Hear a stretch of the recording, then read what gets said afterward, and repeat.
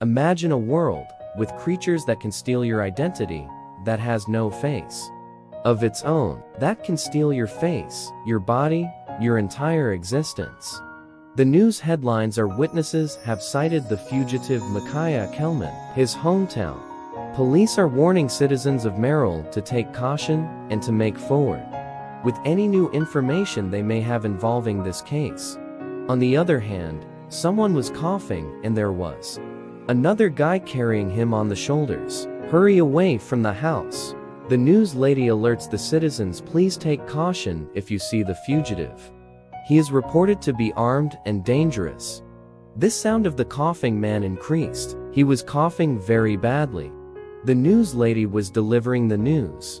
She was about to reveal the murdered man's name. The house exploded with a mass explosion. The coughing man and the one who was carrying him felt the impact of the explosion and fell down on the ground. The house was burning behind both of them. The man who was coughing was none other than the wanted man, Micaiah Kelman. With his severe condition, he said, I think this is the end of the road for me. I wish I could have finished this journey myself instead of you. But it looks like I don't have much choice now. I'm so sorry to burden you with this. But there is nobody else in the world I trust these secrets with. You have got a long journey ahead, Rex. And that journey begin in Glory City. And he hugs him tightly, being all sentimental. After 6 months, somewhere in the desert, with a stranger on his vehicle, finding his way to reach Glory City with his companion Schnee, his pet dog. He showed the stranger gratitude, saying thanks for the ride. The stranger replied, no problem, but don't get used to it.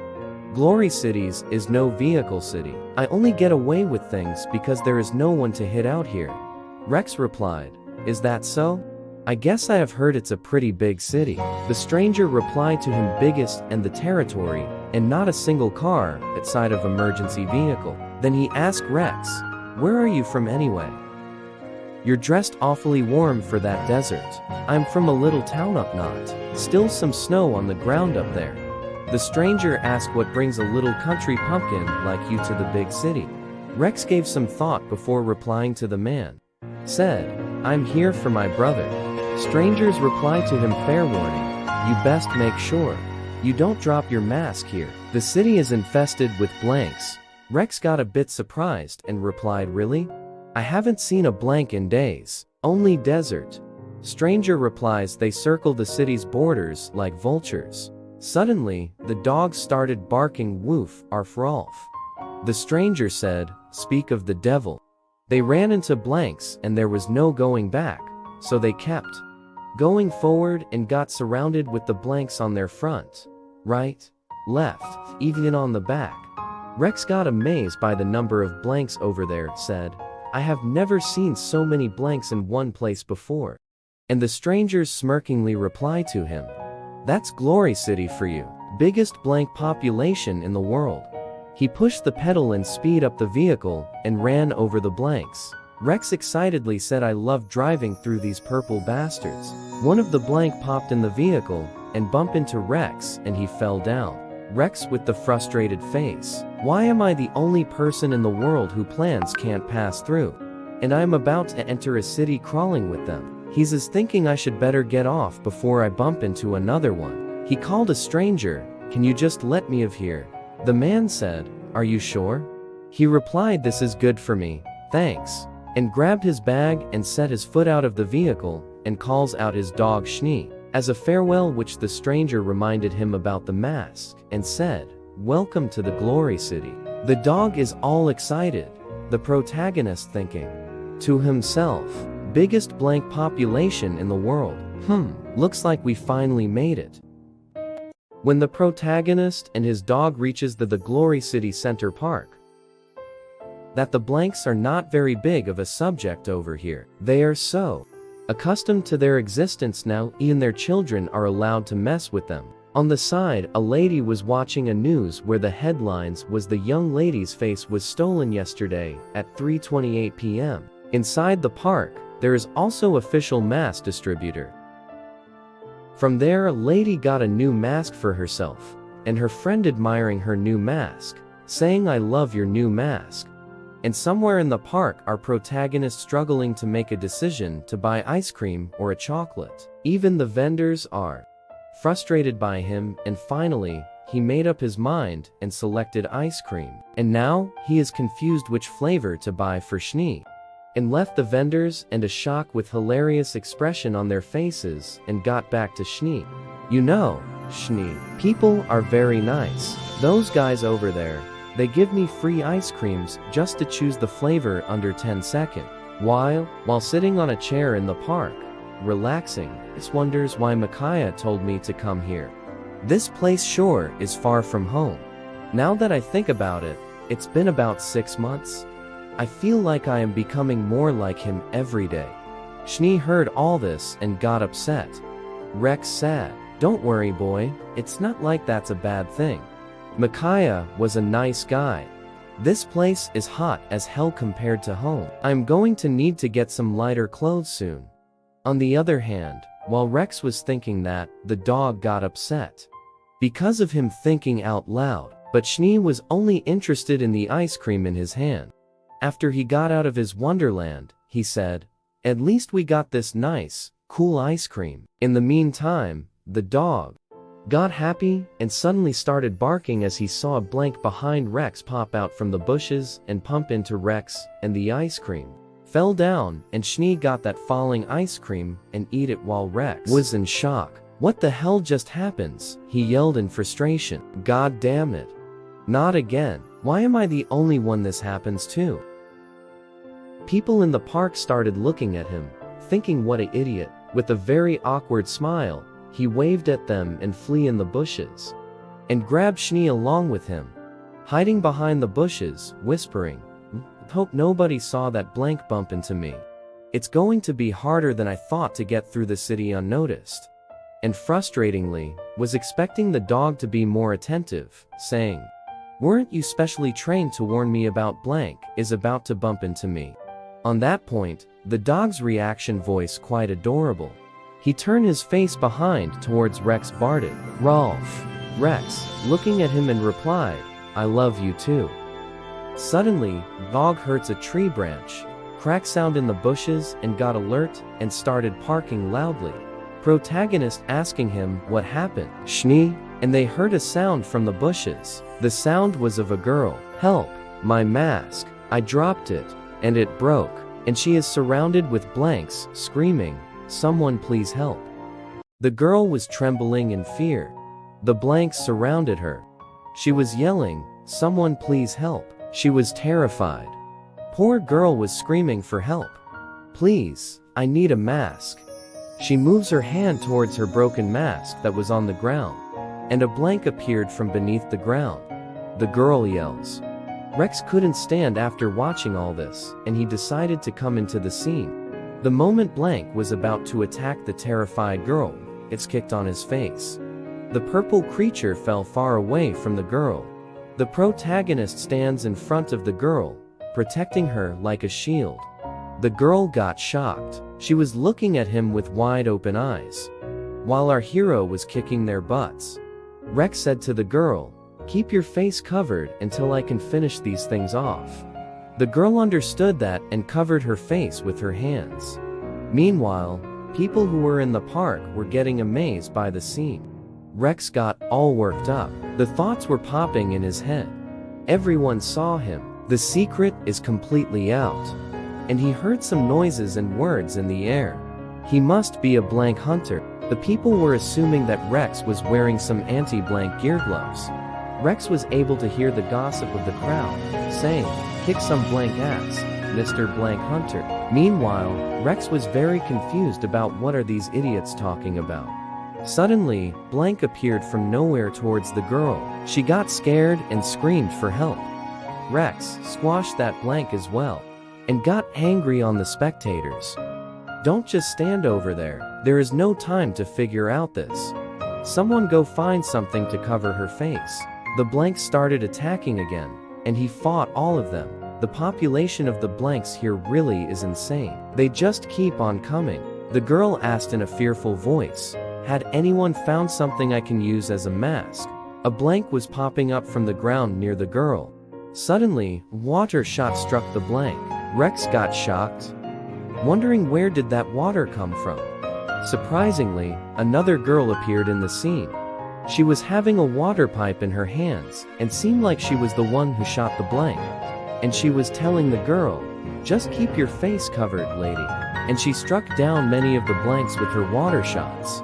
Rex, feeling a bit relief, said, "Finally, some real help arrived." While Rex was spacing out, a blank popped behind him. The water girl yelled loudly, "Hey, blank hunter, behind you." He proactively acted and killed the blank behind him with his feet, and thanked the water girl. Water girl said to Rex, "This is pointless.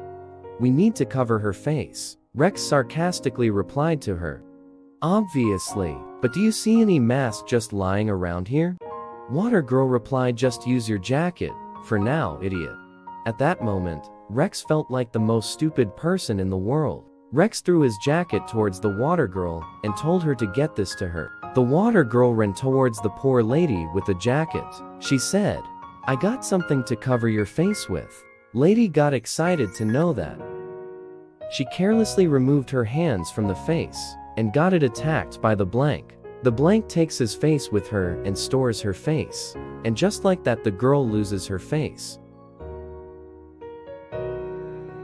As soon as the blank stole the lady's face, it got conscious and started feeling anxious and nervous and scared. On the other hand, the lady was faceless in a horrifying blankness. The water girl walked towards the lady, who was sitting next to the blank that had stolen her face, while the blank stood nearby, trembling.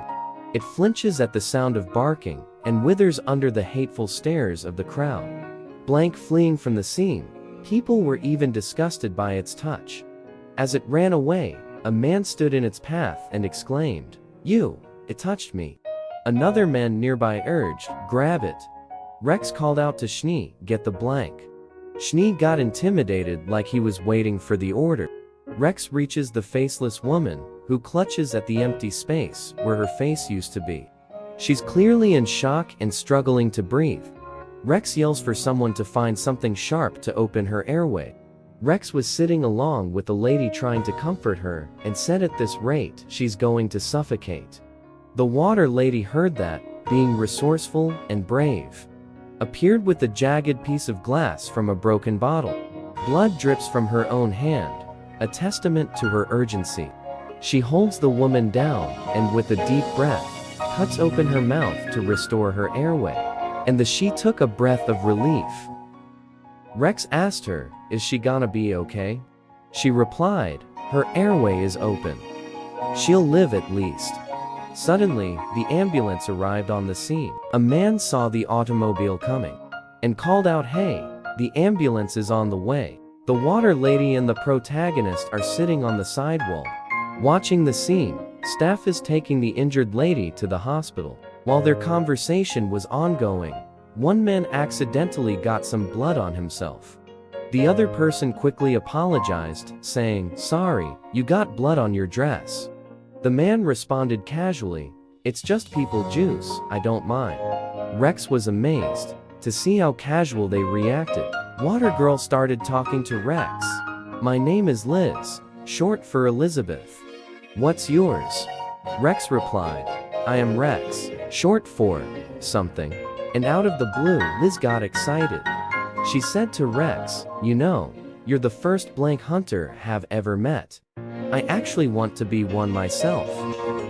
He replied to her with a confused reaction, "I have no idea what a blank hunter is." She took his hand in her own hands, her eyes gleaming with curiosity, chimed in, "If this anti-blank gear managed to confront the blank in the way we saw today, count me in." Responding with a gentle yet resolute tone, "Let's clarified, indeed. My shoes and gloves are equipped with anti-blank capabilities, but I'm not exactly a blank hunter or anything of the sort." He paused momentarily, a sudden realization striking him, before calling out emphatically, "Schnee." As Liz inquired, "What's Schnee?" Rex claimed, "He is my dog." He grabbed her hand. They head out searching. Without delay, her hand got hurt due to previous actions. She bore the pain silently. On the way, they saw a chubby man who asked them, "Hey kids, are you searching for a big fat Rottweiler?" Rex said, "Yes." "Did you see him?" the fat guy replied. "Your damn dog snatched my lunch right out of my hands." Rex asked, "Which way did he go?" He pointed in a direction and said, "Down that street." Rex said, "Thanks, mister," and started running, while the overweight man became agitated, anticipating the dog owner to reimburse him for his stolen lunch. He exclaimed angrily, "Hey, wait! You owe me a hot dog." The protagonist and his companion hurried away, disregarding the overweight man, and found themselves standing inside an alley. Schnee was barking loudly, signaling something inside the alley. There, they discovered the same thief that had taken the lady's face. Liz's voice broke through the silence. "I can't believe we found it."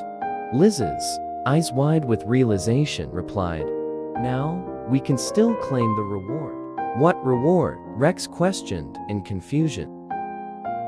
"You receive a reward for reporting a developing blank," Liz explained, her tone a mix of surprise and curiosity. "Didn't you know? You mean blanks that have stolen faces and are becoming human?"